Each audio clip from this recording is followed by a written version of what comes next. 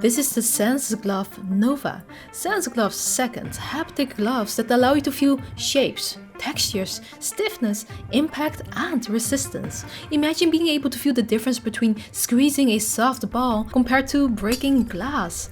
This adds next level immersion that would be just amazing for our VR games in the future. So we were invited to the SenseGlove office to check out her new wireless haptic gloves. SenseGlove is conveniently based here in the Netherlands, like a 15 minutes drive from our house, so this is kind of an exclusive look on this channel. Hey everyone, Cass here, and I welcome you to another VR discovery. If you've been following this channel for a while, you know we like to keep you informed about the incredible things you can do in VR that you may not see every day. Most of these discoveries are usually made for enterprise and thus are pricey, but I believe that by watching what happens in this space, we'll get an idea of what's coming for us consumers.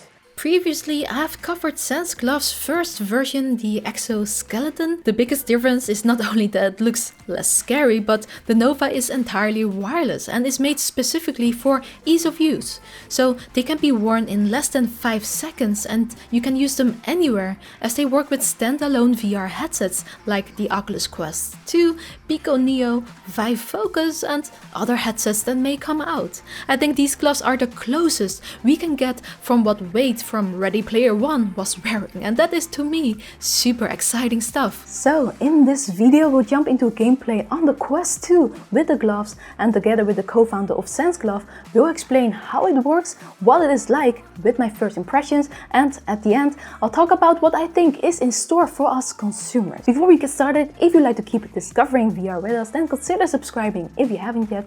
And I also quickly wanted to thank you all for your amazing support, because we have reached 100k subscribers. So to celebrate this, we've got fun plans that I cannot wait to announce. I think we'll post a video on this somewhere next week, so stay tuned for that. And now join me beyond reality.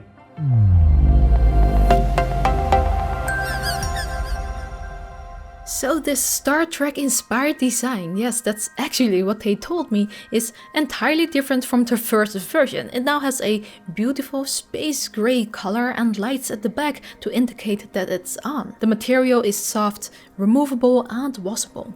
They are indeed easy to put on and quickly tightened using 2 Velcro straps. It allows you to feel with SenseGlove's trifecta of touch, which consists of motion tracking, force feedback and Vibrotactile Feedback.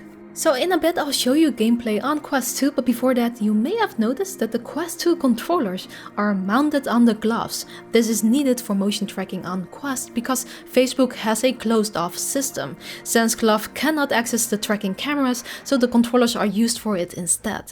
On other standalone headsets that's different. Yeah, so the glove has Bluetooth, so you just can connect it to your Oculus Quest with the Bluetooth. And with the Quest we still need like the controllers, but for instance on the Pico Neo 2 or on other headsets where we can access the front-facing cameras, we're building a vision-based algorithm that we also can detect where your hands are in space, so you don't need to have this controller on top of your hands anymore, and we can just detect your hands with the camera. So it works with Bluetooth, fully wireless, and with the Quest with controllers, and also with HTC Vive with the puck, but with other headsets where we can access the cameras, you will see also that it will work without. Here we go.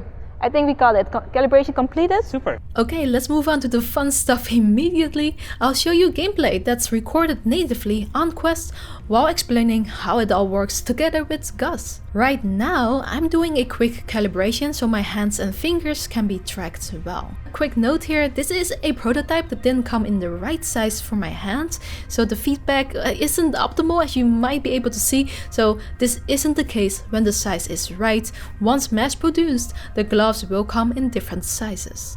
Let's begin. Pick up objects using the magnets on your hand. Oh, here we go.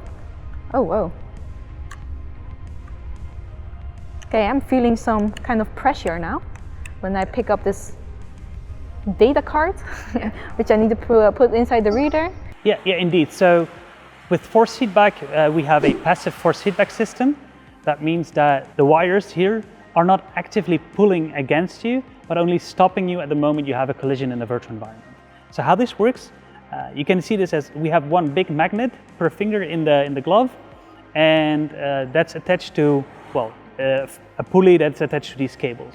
So at the moment I detect a collision in the virtual environment, we send power to that magnet, and the harder we determine that the virtual object is, the more power the magnet delivers, and then you feel restriction, so you can really, well, your fingers are stopped by moving into the object, if it's like a fierce object, but when it's like a more softer stress ball, you can really feel it's the squeeziness of it, because we just sent less power to the magnet. It's softer than the other. Yeah, there's the force feedback is like twice as soft, let's say, as the other, because, well, with the exoskeleton you can just exert more forces, but you already feel that there's something rigid, or at least a drill now in your hand. Yeah, I can and feel it. And we enhance that with Vibrotactile, sure. So if you would press the button on the drill, okay, you feel vibration as well, now. right? Yeah, and now I feel the whole drill vibrate in my hand. Yeah. And I feel vibrations on the fingertips and then at the back of my hand as well. Correct. It also has Vibrotactile feedback. So on the fingertips there are little LRA motors, especially on in the thumb and in the index finger. And for instance, if you push against a button, you can feel that really inside your finger. And there's a larger, fiercer vibration motor, voice co-actuator, that's on the bottom of your hand.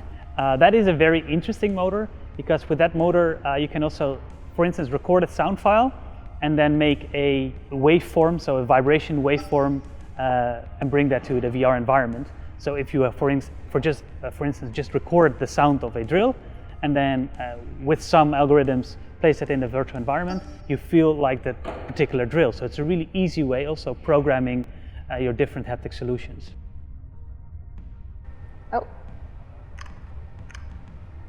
Here we go.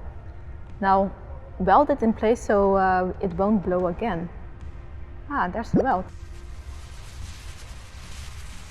Very, very cool technology. Like with the first glove, the Nova was able to let me feel the difference between virtual objects. This blowtorch, for example, felt different than the other things flying around.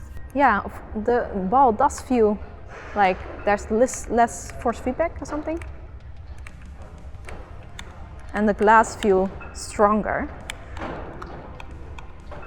But the difference isn't as big anymore. Oops, I just broke the glass.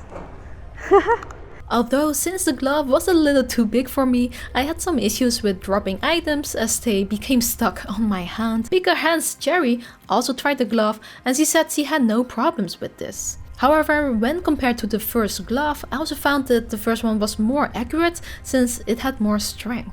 Now, of course, both have their pros and cons, so the Nova really is easy to use, and sometimes that's more important. Just like with the Oculus Quest versus PC VR headsets. I mean, do you pick up the Quest more because it's easier, even though PC VR headsets can give you better quality? Because I do. Let me know in the comments what you do. I'm curious. Yeah, so at the moment, with the exoskeleton, we have a lot of research customers, and with the Nova, you see a lot of VR developers and also corporates in VR training.